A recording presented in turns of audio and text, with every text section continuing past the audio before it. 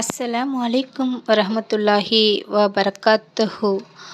தூங்குவதற்கு முன்பாக இந்த திக்ரை ஓதக்கூடியவர்களுக்கு மனக்கவலை, மனக்கஷ்டம், அதேபோல நம் உடலிலே ஏற்படக்கூடிய காயங்கள் அனைத்திற்கும் மிக அழகிய மருந்தாக இந்த திக்ர் இருக்கின்றது.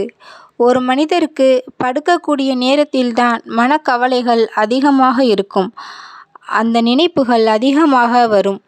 அந்த நேரத்தில் அல்லாஹ்வோடு நாம் அதிகமாக தொடர்புகளில் இருக்கக்கூடிய நேரத்தில் அல்லாஹ் அந்த கவலையை, கஷ்டத்தை, காயத்தை போக்குவான். ஒரு அற்புதமிக்க ஒரு துவாவை அல்லாஹ்வின் தூதர் கண்மணி நாயகம் ஸல்லல்லாஹு அலைஹி வஸல்லம் அவர்கள் கற்றுத்தந்து இருக்கின்றார்கள். இந்த ஹதீஸை அலி ரலியல்லாஹு அன்ஹு அவர்கள் அறிவிக்கின்றார்கள்.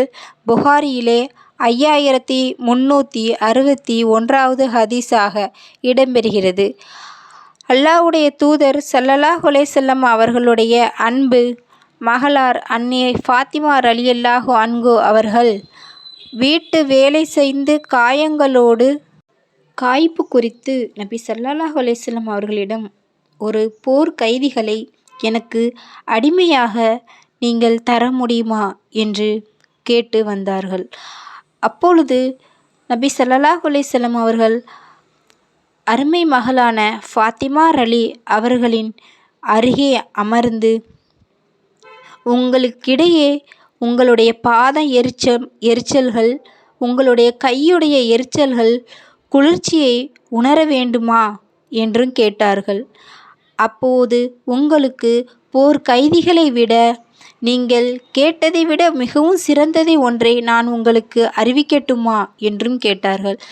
உடனே ஃபாத்திமா ரலி அவர்கள் சொல்லுங்கள் என்று சொல்ல, நீங்கள் தூங்குவதற்கு முன்பாக, உங்கள் விரிப்புக்கு செல்வதற்கு முன்பாக 33 தடவை சுப்ஹான் அல்லாஹ், அல்லாஹ் தூயவன் என்றும் 33 தடவை அல்ஹம்துலில்லாஹ், அல்லாஹ்வுக்கே புகழ் அனைத்தும் என்றும் 34 தடவை அல்லாஹு அக்பர் என்றும் சொல்லுங்கள்.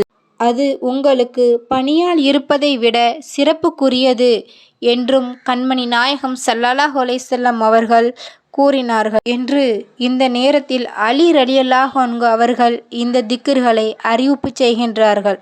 அல்லாஹ்வுடைய தூதர் சொன்னதாக. அல்ஹம்துலில்லாஹ்.